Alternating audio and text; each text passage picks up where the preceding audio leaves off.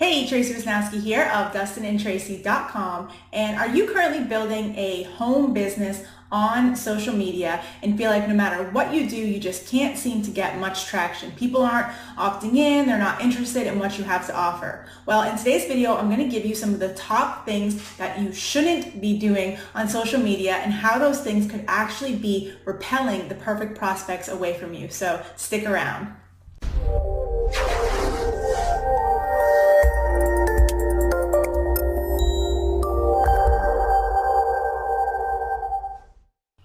Okay, so let's talk about building your business on social media and some of the top things you should not be doing if you want to attract the best prospects for your business. And so these are some of the things that I got from Ray Higdon in his course, Total Recruiting Mastery. And these things can have a tremendous impact on who you attract into your business for the long term. And so the first thing you want to consider is raising resistance. You don't ever want to raise the resistance of your potential prospects. That's going to be an immediate turnoff for them. And so some of the things that do that are making a lot of, putting a lot of sales messages. If you're only promoting, products or services and you're talking about the great sales your company is having and the money they can save and whatnot, if you're just putting those messages out there, people are going to immediately be turned off by that. If you're using a lot of hypey language, promising a certain amount of money that people can make in a certain amount of time, or just overall claims that are too good to be true.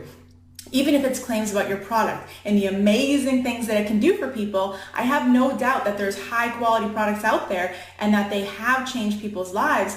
But if your positioning shows something as too good to be true, then that is how people are going to perceive it, and they're going to immediately be shut off and not interested. Okay, and the second thing that you want to think about is not using your company name or not using it so frequently. You can definitely use it sparingly and in moments that matter, but if you're only ever bringing up your company name, then a few different things are going to happen. One, when people see a company name over and over again, they immediately see that as a pitch. They know that, hey, if this person's constantly talking about this company, then if I engage on their post or I, send a message or something, they're immediately going to get into pitching mode and try and get me into their business. And so you could potentially lose out on some really great people who never even want to engage on that post because they're afraid that the minute they do that, they're going to be prospected.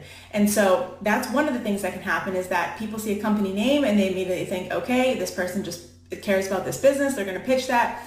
I don't want to have anything to do with that.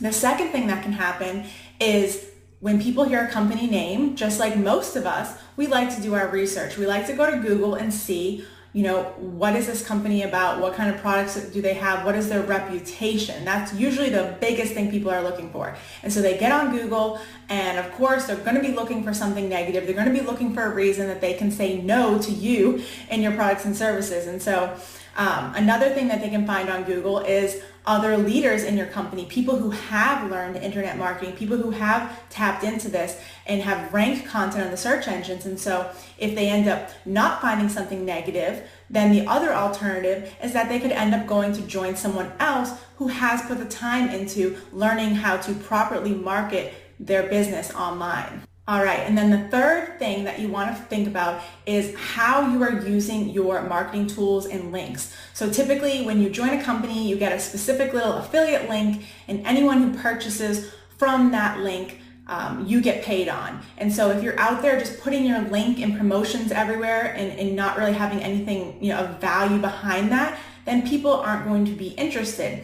Same thing, even if you're using a marketing system like the one that we utilize, MLSP. If you're out there only putting capture page links everywhere, then people might get the curiosity to click on that link, but the minute they see that they have to opt in for information, they're going to again raise their resistance because there hasn't been enough rapport built for that person to really trust you enough to opt in. And so to really solve all three of these problems, the main thing you want to do is really just focus, as always, on who your perfect audience is, who actually does need the products that you have, and you want to cater your content to those people. You want to help those people solve problems. You want to go out there, give value, create videos, make blog posts, just be a consistent giver in the marketplace. And that is how you're going to build enough trust and rapport where people click on your links on their own, they opt into your pages, or they initiate conversations with you to learn more about what you do. And so those are the top 3 things that you really want to consider not doing anymore on social media if you are doing those things to run your business. I think we've all done them at some point.